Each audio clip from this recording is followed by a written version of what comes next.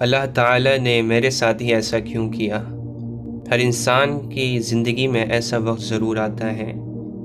جب وہ یہ کہہ دیتا ہے کہ اللہ تعالیٰ نے میرے ساتھ ایسا کیوں کیا، یا وہ کہنا چاہتا ہے کہ اللہ تعالیٰ نے میرے ساتھ ایسا کیوں کیا، یعنی وہ یہ سوچتا ہوتا ہے کہ اس کے ساتھ جیسا ہوا ہے وہ اس کا حقدار نہیں تھا، وہ برائی ڈیزرو ہی نہیں کرتا تھا، کوئی نقصان ڈیزرو ہی نہیں کرتا تھا۔ ایسا ہم اس لیے کرتے ہیں کیونکہ ہمیں یہ معلوم ہی نہیں ہے کہ اچھا کیا ہے اور برا کیا ہے۔ دوستو، یقینی طور پر ہمیں معلوم نہیں ہے کہ اچھا اور برا ہے کیا، ہمیں اس کی اصطلاح اور اس کی ڈیفینیشن معلوم ہی نہیں ہے کہ اللہ تعالیٰ قرآن مجید میں فرماتا ہے عَسَىٰ أَن تَكْرَهُوا شَيْئًا وَهُوَ خَيْرٌ لَكُمْ وَعَسَىٰ أَن تُحِبُّوا شَيْئًا وَهُوَ شَرٌّ لَكُمْ، کہ ہو سکتا ہے کہ تمہیں کوئی چیز پسند ہو، تم اس کو اچھا سمجھتے ہو، تم چاہتے ہو کہ وہ تمہیں حاصل ہو جائے، یا وہ تمہاری زندگی میں ہو اور تم چاہتے ہو کہ وہ تمہاری زندگی سے الگ نہ ہو، تم اس سے کبھی جدا نہ ہو، لیکن اللہ تعالیٰ جانتا ہے کہ وہ تمہارے لیے بہتر نہیں ہے، وہ چیز اچھی نہیں ہے، تو اللہ تعالیٰ اس کو ہماری زندگی سے نکال دیتا ہے۔ اسی طرح فرماتا ہے کہ کبھی کبھی تمہیں لگتا ہے کہ کوئی چیز تمہارے لیے بہتر نہیں ہے، تمہیں اس کا ڈر ہوتا ہے کہ اگر وہ تمہاری زندگی میں آئے گا، یا ایسا حادثہ کبھی تمہارے ساتھ ہوا، یا کوئی حادثہ ہو گیا ہے اس کو تم برا سمجھ رہے ہو، کوئی چیز چھن گئی ہے اس پر افسوس کر رہے ہو، لیکن اللہ تعالیٰ فرماتا ہے کہ تمہارے لیے یہی بہتر ہے، کیونکہ اللہ تعالیٰ جانتا ہے، سب سے بہتر جانتا ہے کہ ہمارے لیے کیا اچھا ہے اور کیا برا ہے۔ اور اس آیت سے یہ بھی معلوم ہو گیا کہ انسان کو کوئی آئیڈیا نہیں ہے کہ اس کے لیے کیا اچھا ہے کیا برا ہے، اپنی چھوٹی سی عقل سے اندازے لگاتا رہتا ہے، اور اس پر اگر کوئی چیز اس کے ارادوں پر، اس کی امیدوں پر نہیں اترتی تو پھر اللہ کے اوپر یہ باتیں کہتا ہے کہ میرے ساتھ ہی ایسا کیوں ہوا، اللہ نے میرے ساتھ ایسا کیوں کیا، اور اسے یہ معلوم نہیں ہوتا کہ اللہ تعالیٰ اپنے بندوں سے کتنی محبت کرتا ہے، اور جو ذات آپ سے محبت کرتی ہے وہ آپ کے ساتھ کبھی زیادتی نہیں کر سکتی۔ اللہ تعالیٰ قرآن مجید میں فرماتا ہے قُلْ إِن كُنتُمْ تُحِبُّونَ اللَّهَ فَاتَّبِعُونِي يُحْبِبْكُمُ اللَّهُ،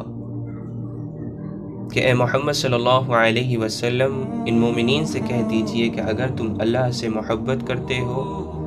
تو میری پیروی کرو، یعنی آپ صلی اللہ علیہ وسلم کی پیروی کرو، تو پھر اللہ بھی تم سے محبت کرتا ہے،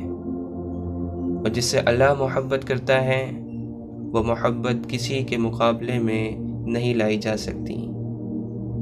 وہ محبت بہت اعلیٰ ہے، اس محبت کا ہم تصور بھی نہیں کر سکتے، اور ایسی محبت جس کا ہم تصور بھی نہیں کر سکتے،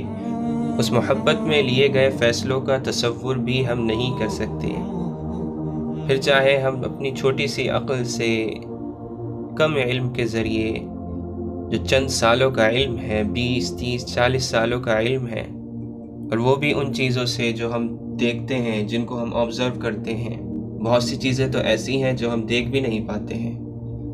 اس محدود علم سے ہم یہ فیصلے کرتے ہیں کہ اللہ نے یہ چیز نعوذ باللہ اچھی کی ہمارے لیے اور فلاں چیز اچھی نہیں کی، اور ہم اس وقت کیا سوچتے ہوتے ہیں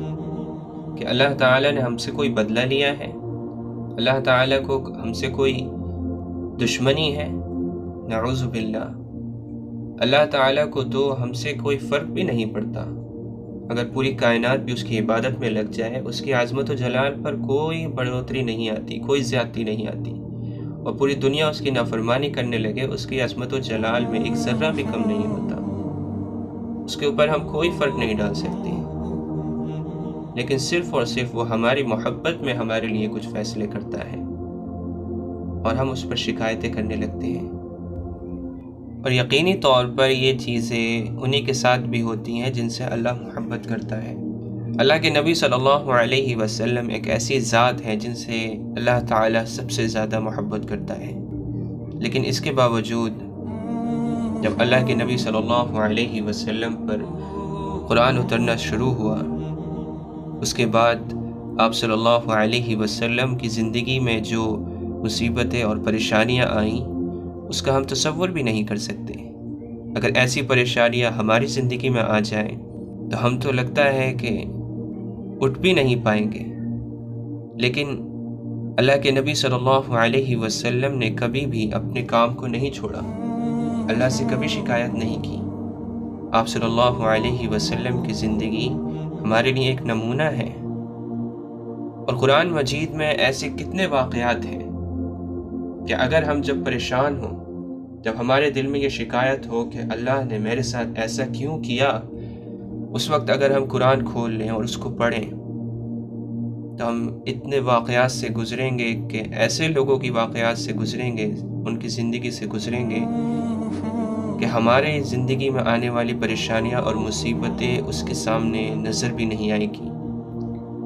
مثال کے طور پر حضرت یوسف علیہ السلام کی زندگی کو اگر آپ غور سے صرف پڑھیں نہیں، سمجھیں اور اپنے آپ کو اس جگہ پر رکھ کر سوچیں کہ آپ کیا کرتے، اگر ہم ہوتے تو ہم تو صدمے سے ہی ہلاک ہو جاتے۔ ایسی بڑی بڑی مصیبتوں کے صدمے تک ہم برداشت نہیں کر پاتے، لیکن ہم قرآن کو چھوتے تک نہیں ہیں، سیدھا شکایتوں پر اتر آتے ہیں۔ حضرت یوسف علیہ السلام کا واقعہ ہم صرف پڑھتے ہیں، اس کی طاقت کو نہیں سمجھتے۔ اللہ تعالیٰ نے کیوں ایک پوری سورت صرف اور صرف ایک کہانی کے اوپر، ایک واقعے کے اوپر اتاری ہے،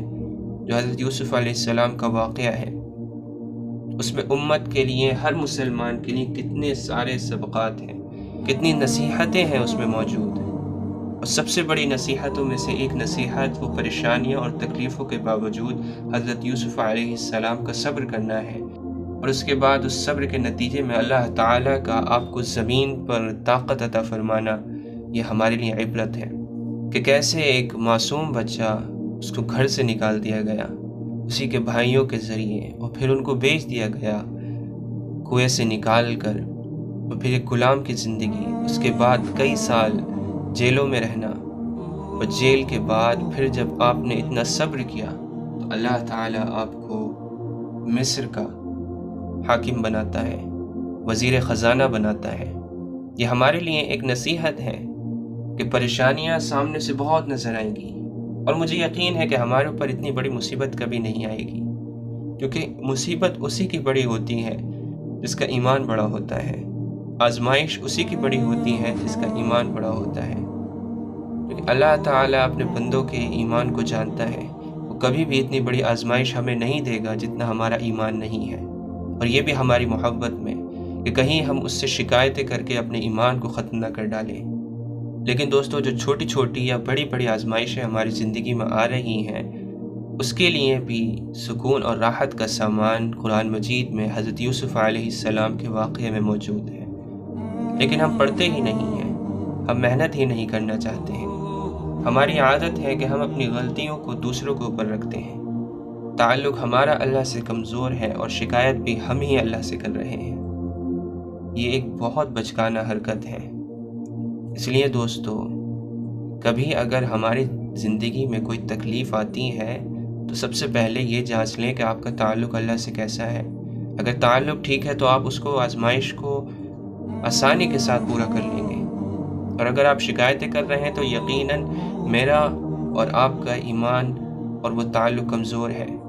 اسی وجہ سے وہ مصیبت بھی آئی ہے۔ اللہ سے شکایت کرنے کے بجائے اللہ سے معافی مانگیں اور اپنی زندگی کو ٹھیک کریں، اللہ سے توبہ کریں، اور ان واقعات سے جو قرآن مجید میں ہیں تسلی حاصل کریں، اور شکر کریں کہ میرے زندگی میں اتنی بڑی مصیبتیں اور تکلیفیں نہیں ہیں جتنی ان لوگوں کی زندگی میں آئیں۔ اللہ تعالیٰ سے دعا ہے کہ وہ ہم سب کو صبر کرنے والا، اللہ کی نعمتوں پر شکر کرنے والا بنائے۔